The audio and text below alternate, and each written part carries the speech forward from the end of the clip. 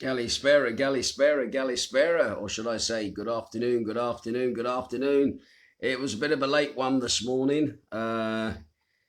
Absolutely fantastic night last night. Can I say a big thank you to the lovely Deborah, our Shania Twain tribute, did an absolutely stunning job. Came on first as obviously Shania, did a great act there, and then came on doing what she described as cheesy Latin music. And I tell you what, absolute blast. I actually did DJ quite a little bit of Latin pop just before I started, and it was quite nice to get back into that genre again. I think next week I might do a little bit more country. I think I might do some country. But anyway, fantastic job. Lovely girl, really lovely to work with. And again, some live entertainment now happening at Magdalena's. But we're taking it a step at a time.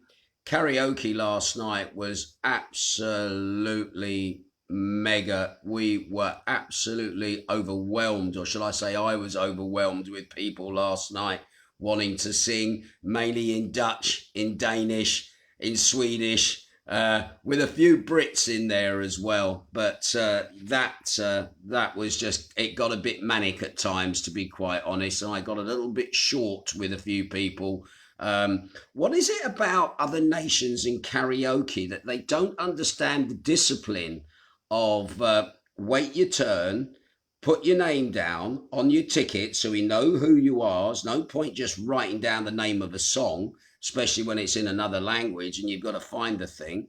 And about waiting your turn, and there is a queue. Is it only the British that understand this? Oh, and also we had to be really strict on people sitting down and singing yesterday and not standing up and running around the venue because, again, there are restrictions still in place. But other than that, it went well. Then did the recording of the live broadcast last night, and that went all right as well. And so finally got out of the venue around about probably 4:15, 4:20 this morning. So that's the reason I'm up a little bit late this morning. Right, okay. Let's look at what's been going on in the last few hours here on Zakynthos then. First of all, can I just say thank you to Amanda. I know you're tuning in at the moment. She says, morning, Ginge, Saturday's weather, sunny and very hot, temperature's 32 degrees. It's going to feel like 35. Have a great day. I've got to be honest, it is really hot outside at the moment. So that's one of the reasons I'm staying inside. Can you also be reminded that there is still a danger of forest fires here? That is in my news today, and I'll go into that in a little bit more detail. But just remember, there are a curfew on wooded areas after 6 o'clock at night till 6 o'clock in the morning. Make sure that you are not in any out of bounds areas. Otherwise, you will be fined for arson. All right, that's the bottom line of it. Please be very careful where you go. We are still Cat 4, and the police and also the fire defence are really, really busy at the moment and making sure that we don't have anything untoward go on. So once again, please be aware of that when you're out and about and you're exploring. Make sure you have discipline over your cigarettes, your barbecues, and even your picnic items when you sit down somewhere, all right? Right, I'm not going to go through flight arrivals today. Jane's at the airport and is spending most of today at the airport. So again, we're like ships that pass in the night. But COVID infections for the last 24 hours, I must get down to that. COVID in the last 24 hours, new infections, they're going up across Greece at the moment. Yesterday I reported 3,273. Today, that is now 3,625. That means the total amount of infections since the pandemic started now stands at 554,055. There were 16 new cases identified at ports of entry into the country. That was up on yesterday, where it was 12. Now, when it comes to islands of interest, what I'm going to do now is do a comparison on their daily rate, just so you can put that into some form of context. Mykonos yesterday, 22, today 27. Rhodes was 100 yesterday, today 112. Lefkada was 24 the other day and is now standing at 12 new infections. Corfu, interestingly, 62 the other day, Today, 73 new infections. As for Kefalonia, they had 12 the other day. They now have 6 new infections. And as for Zakynthos, yesterday we had 10. And today we have 8 new infections, all right? So again, Zakynthos, our infection rate actually over the last 4 days has been 25, 16, 10, and now today 8 new infections across the island here. So that means at the moment, Zakynthos has had 1,030 positive cases for the year. And for this month alone, we've had 263 for August. The highest amount we had was in July, where it was 272. So we're creeping up to get level with July. Right, when it comes to deaths at the moment, deaths have also started to creep up across the country. 20 deaths yesterday reported. Today, 30 new deaths across Greece. One of those, unfortunately, was somebody from Zakynthos as well, and I'll come on to that in more detail a little bit later on. When it comes for incubations in ICUs at the moment, they are going up quite considerably at the moment, and they're worrying now that there's going to be a strain on the Greek NHS. At the moment, the other day I reported 286 cases. That has now gone up to 296 cases in ICUs across the country. The average age of people in critical condition is 67 years of age. 83% of those had underlying health conditions or issues or were over the age of 70. Right, as for today's news, I think the top story at the moment across the island is the death of a 44-year-old man from Zakynthos who was hospitalised with coronavirus. He passed away in the ICU in Zakynthos. Unfortunately, the infected man had been under treatment in the past week, and his condition deteriorated, and he was then transferred to the ICU here in Zakynthos, where he was then incubated.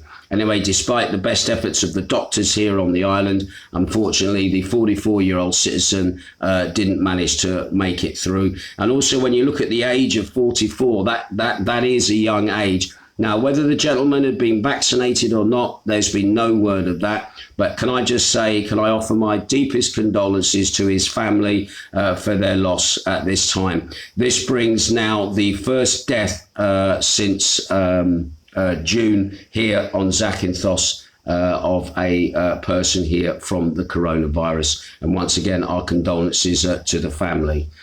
Another big story this morning that is virtually just breaking as I was coming on.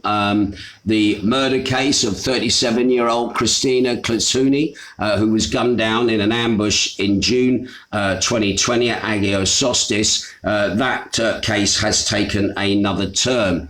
It seems that the convicted ex-Greek police officer, who was seen as the moral perpetrator of the attack, was moved back to Corinth jail early this morning by order of the investigator of Zakynthos, who ordered a basic court appearance because there is new evidence that has emerged. Now, after the end of this gentleman's apology to the court, which lasted several hours, the investigator and the prosecutor of the criminal court of Zakynthos decided that the ex-policeman had to go back into pre-trial custody. Now, it's worth noting that during the interrogation last June, this ex-policeman was arrested along with 7 other defendants for the same murder, but he was then released on restricted terms. Finally, this corrupt police officer who served as the deputy security commander in Zakynthos had been named by Dimis Koufos. He was murdered in May, and he was also the husband of Christina. He was named by him for his past relations with illegal activities here on the island of Zakynthos. Now, the ex-officer had been sentenced to 20 years in prison for the robbery against the current mayor, Mr. Arakas, who he stole 500,000 euros from in the street in an attack. Anyway, however, the Court of Appeal appealed his 20-year sentence. It was then reduced to 12 years. And because he'd served 3/5 of his sentence, he was then released from prison. So again, the difference between the Greek system and the British system does have people scratching their heads, I've got to be honest. But basically, this ex-corrupt police officer now is back behind bars, awaiting, basically, looks like another trial is on the way. So the Dimis murder, or murders, are now taking another twist and turn here on Zakynthos. Anyway, going back to the fires then, there was a fire yesterday in Vasiliko, which was immediately put out by the local fire service here on the island. The fire broke out yesterday afternoon, and it was in the forest area of Vasiliko near Porto Azzuro, which is down in the south part of the island. Now, they reckon at the moment that about 4 stremmata of forest area was actually destroyed. 3 fire trucks and a water tanker immediately rushed to the spot, as well as volunteers, in order to obviously limit the spread of the fire. One thing that was made very clear by the fire department here was that because there was no breeze yesterday afternoon, it acted as a kind of ally, because if there had been a breeze, then maybe the flames would have been fanned and the fire would have obviously got a hold and probably done a lot more damage than it did. But this just goes to highlight now at the moment, everybody, please be on your guard. We don't want fires like they've been having in Athens. We want to basically make sure that we don't have the same problems that other communities are having around the rest of Greece. And on that note, just having a look at the rest of Greece in the realm of fires, there's been a major wildfire that has ravaged pine forests and burned hundreds of homes in the northwest of the capital. And that has somewhat abated. This fire has been burning since Monday. The fire, which is in the area of Villa, which is 60 kilometers from Athens, broke out on Monday. But this is just one of hundreds of wildfires that have burned across Greece this month. Anyway, by Friday evening, 461 firefighters, including 143 from Poland, 166 vehicles, 10 water-dropping planes and 18 helicopters were fighting the fire blaze as well in Villa, again trying to bring that under control, keeping it under control. Anyway, there were 41 new wildfires that broke out within the last 24 hours. Thursday evening and Friday evening, the fire department said that most were tackled and extinguished in their early stages. One of those blazes blazed overnight was at the seaside area of South Athens. According to broadcaster, it's believed that that blaze was started by somebody throwing a flare into a field of low vegetation, which was close to houses. Now, nearly 30 firefighters brought that fire under control by the Friday morning. Anyway, the exact causes of many of the Greece's fires have not yet been established, but arson has been suspected in many of them, and more than a dozen people have also been arrested for arson, including a 14-year-old boy, although there's not much information about what his involvement was. Anyway, Greece's wildfires come in the wake of the country's worst heat wave at the moment for about 30 years. And because all the shrubland and forests are parched, obviously it's becoming a very high risk. Anyway, blazes have stretched Greece's firefighting capabilities to the limit. The Greek government appealed for international help, which has been forthcoming. The European Union Emergency Response System, and we've had about 24 European countries, including the United Kingdom, and we've also had Middle Eastern countries as well, who have provided planes, helicopters, vehicles, and obviously hundreds of firefighters. Anyway, on Thursday, Citizens Protection Minister Michaelis Christodoulis said Romania had offered to send firefighters with vehicles once more. They have more than 100 who have been operating in Greece earlier this month returned home because they had to go and fight fires there. However, they have said they are accepting their return with gratitude and with honour. So again, the Romanian government has also said 142 firefighters were heading to Greece yesterday, and they should be in situ soon. Also, again, it's been said the intense heat and wildfires have struck other Mediterranean countries. Recent wildfires have killed at least 75 people in Algeria, 16 in Turkey. Southern France has had 1,200 firefighters struggling to contain major blazes in that country as well. Also as well, 2 people were killed and 26 were injured in France.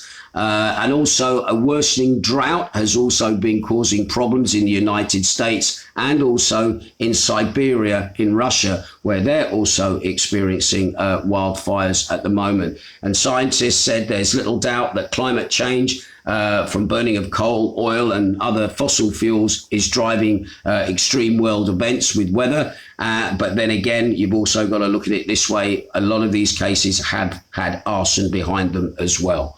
Anyway, you may remember yesterday the EU put Greece into the red on its tourism map. And again, the Ionian Islands is one of the areas that has been affected by this going into the red.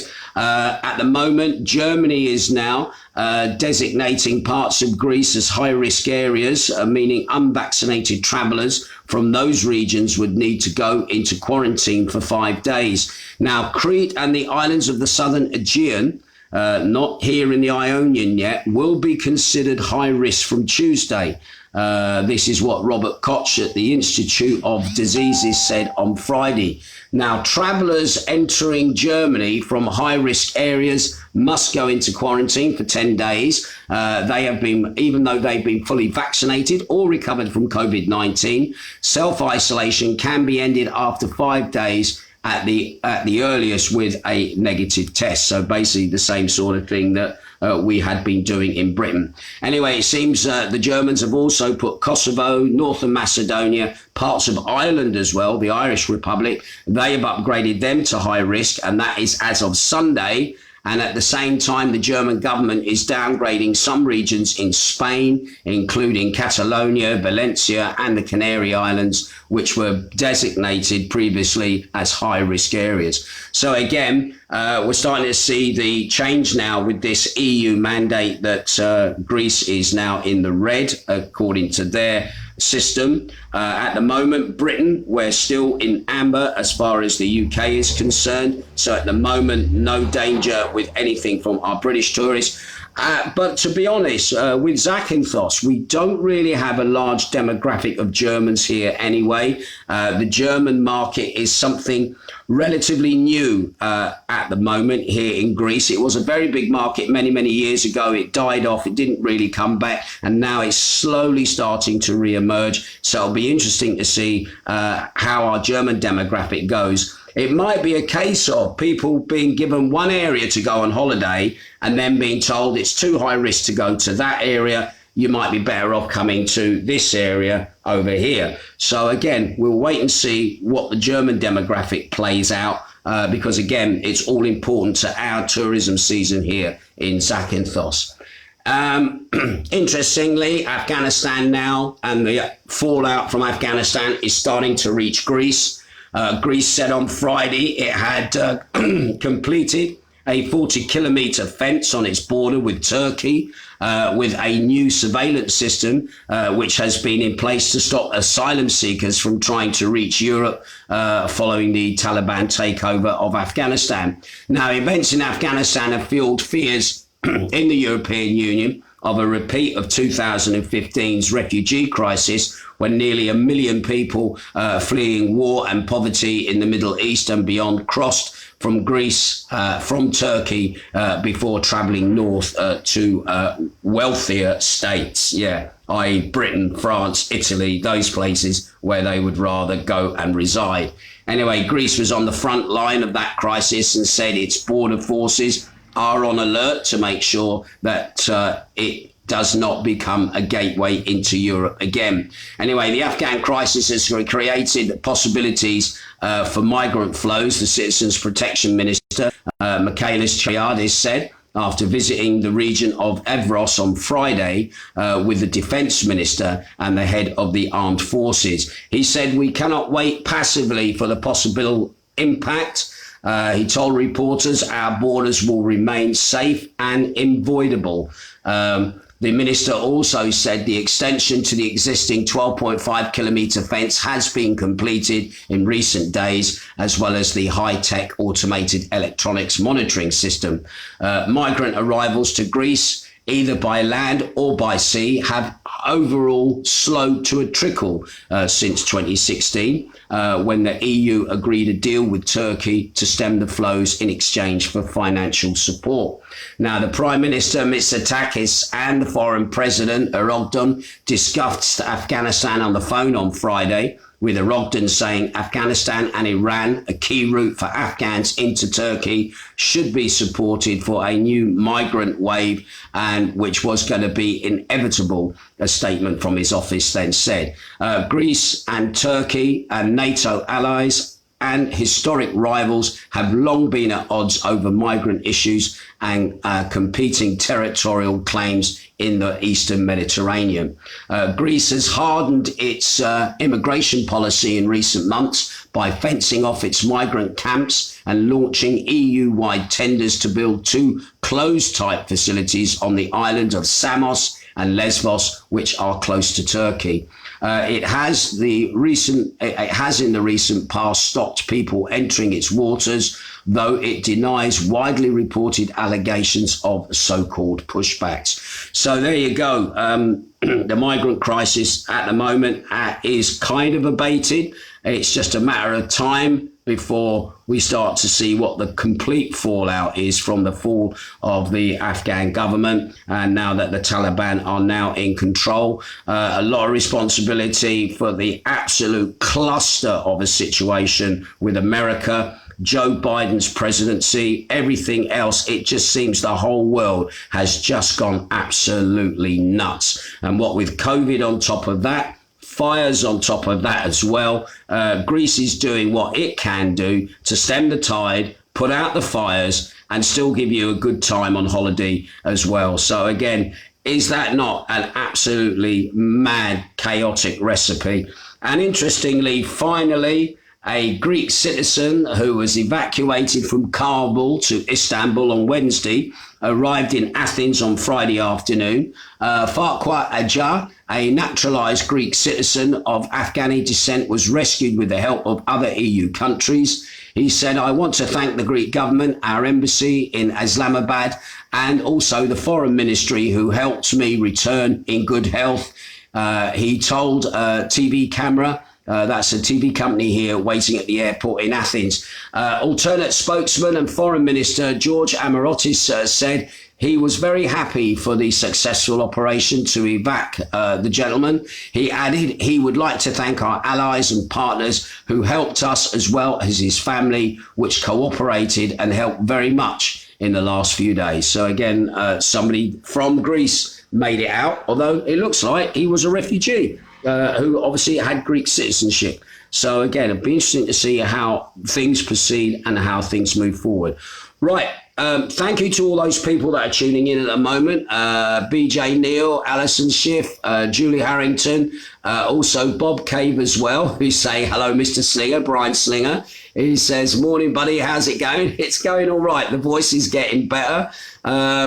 Thank you again for all those people and your support as well. I'll keep my ear to the ground. If I hear of anything, trust me, I'll let you know. I'm not sure if my Dance Anthem show's been repeated today on beatsradio.co.uk. If it is, I will stick a link up for you to watch it. But just a little heads up for tomorrow night, my Beats Radio show Northern Soul Show. That will be aired on beatsradio.co.uk at 5 o'clock UK time, which is 7 o'clock here. It's the only show that I can actually listen to and interact for at least the first hour before disappearing back off to work, all right, for another shift in Magdalena's. But anyway, lovely to have you tuning in. I'll keep my ear to the ground, and if I hear of anything, I'll let you know. Ta-ra.